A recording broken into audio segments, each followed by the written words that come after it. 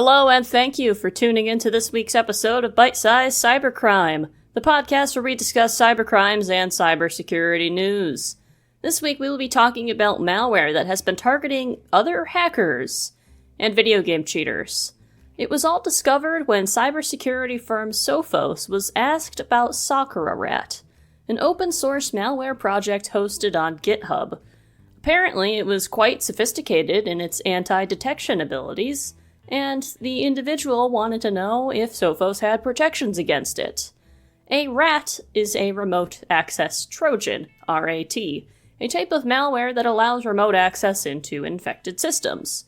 RATs are very frequently used to establish a foothold, and often come in the form of Trojan horse malware, which is malware that the user downloads willingly, believing it to be some legitimate software. And sometimes it may be, just with surprise malware packaged with it. This, however, was strange.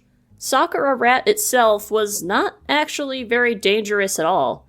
After Sophos examined the source code, it was clear that if you built the malware, it wouldn't even execute.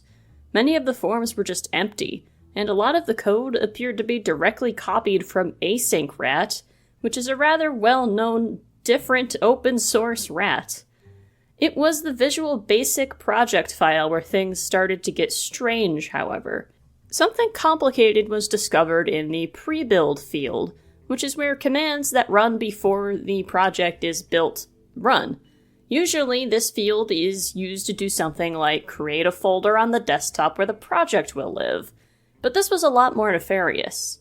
If you compiled SakuraRAT yourself, because you want to try to infect someone with a remote access trojan, that was actually where the danger came in. But not for your target, for you. This GitHub project itself had a backdoor in it that is intended to trick people trying to use it against others. It turns out that this was also not the only backdoored malware discovered. The author of SakuraRAT was actually also the author of over 800 other GitHub repositories that included malware, hacking tools, and gaming cheats. All of them also backdoored. This was a very large and complex operation with multiple layers of obfuscation, convoluted and hard-to-trace chains of infection, and even multiple backdoor variants. It wasn't even just the same backdoor every time. One of them was a Python script with obfuscated payloads. One of them was even a screensaver file that used Unicode tricks to install malware. There was a JavaScript file with encoded payloads. This was not just an isolated incident. This person was creating these repositories for years to target game cheaters and script kiddies, otherwise inexperienced hackers that use tools mostly written by other people to do hacking for them, without really understanding how those tools actually work on a fundamental level. Some of the repos appear abandoned, but some of them were also updated very frequently using automation. This frequent updating was likely to further obfuscate the code, change it around so it was harder to detect, or even make the project seem more legitimate due to the frequency of the updates.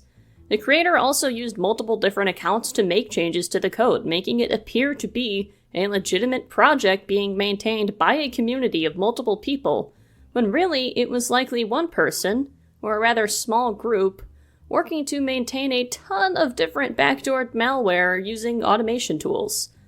Sophos contacted the operators at the site where the obfuscated malicious code was being hosted, and many of them have since been taken down. Some of them are still up though, as are some of the repos. It's unclear how this malware was distributed, as not a ton of information from it has been found online. There were a couple of social media users attempting to build it after hearing about its capabilities. So it seems more like the author had started some social media campaigns to spread the word by word of mouth. There's a handful of people asking questions on different hacking forums, and Sophos theorizes many of these are the malware creator itself, just trying to spread the word about it to people by inadvertently promoting it through innocent-seeming questions. However, some actual experienced hackers which are on these forums did notice and clearly say that it was obviously a backdoor. However, that did not stop many script kiddies from trying to install and compile it. Open source software has its benefits. It's typically free or very cheap or easy to license. Anyone is able to audit the code for security, and it can be customized to fit your needs. However, it should be carefully vetted the same as any licensed product to ensure it meets your needs, but also that it's actually safe to use. SakuraRAT obviously is not your typical open source software project that most people would be downloading and just using for their work. Since it's supposed to be a remote access trojan itself, it would definitely be flagged if you ran any kind of security scan on it. But it still demonstrates that people do actually have time to dedicate to campaigns like this. And it's likely that via SakuraRAT, many machines have been compromised and added to botnets or used for other types of malicious campaigns. Remotely accessing other systems can definitely lead to something like data theft, but often the value of it is actually being able to leverage other people's machines to do other malicious attacks, either to make yourself less traceable or to just have a zombie army of computers ready to strike. This is especially common for DDoS or distributed denial of service attacks. Either way, I found this case really interesting and I hope you did too. I would like to give thanks to Sophos, Bleeping Computer, Dark Reading, and the Register for information on this rat, the malware beneath it, and this whole crazy convoluted story.